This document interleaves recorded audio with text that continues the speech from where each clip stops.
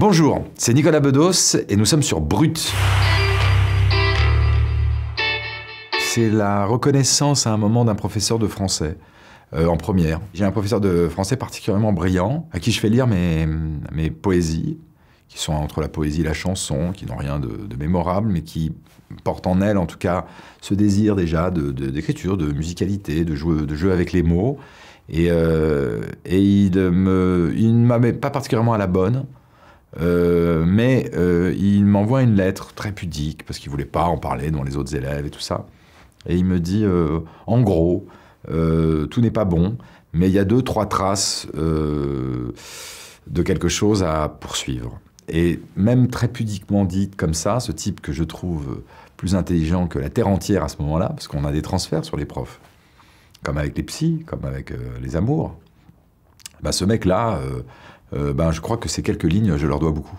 Sur le point de vue professionnel, le premier moment, c'est la première d'une pièce que j'avais écrite et mise en scène qui s'appelait Promenade de santé, qui avait été jouée par Mélanie Laurent et Jérôme Kircher, qui était un grand acteur également. Et je parle de cette pièce-là parce que je sortais d'une période extrêmement végétative, où j'étais beaucoup plus doué au bar que sur les plateaux télé.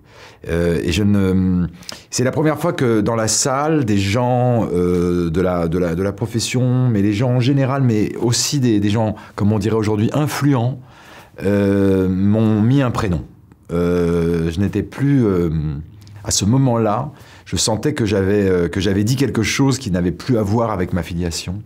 Et donc ça, j'en suis très reconnaissant. Ça m'a bouleversé. La projection de La Belle Époque à Cannes.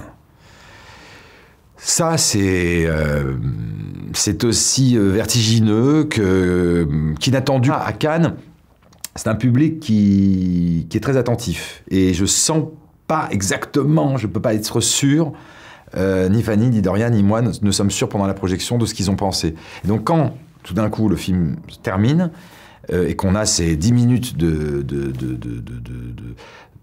roses qui nous tombent sur la gueule, de bouquets qu'on nous envoie au visage, y a le cœur qui a fait 250 allers-retours entre la gorge et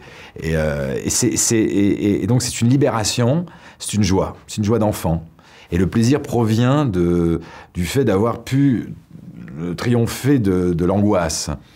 Et Cannes, pareil. C'est dommage d'ailleurs que dans la vie, parfois, les choses les plus mémorables soient le soulagement d'un moment très anxieux, y compris des premiers rendez-vous amoureux. Moi, je me souviens que une femme que j'avais aimée follement, aujourd'hui, j'y repense avec tendresse à ce premier baiser, mais en fait, je suis allé le chercher au fin fond d'un whisky, la jambe tremblante. Il faudrait à un moment donné s'interroger sur le bonheur et la douleur. À quel point ça danse un tango, tout ça.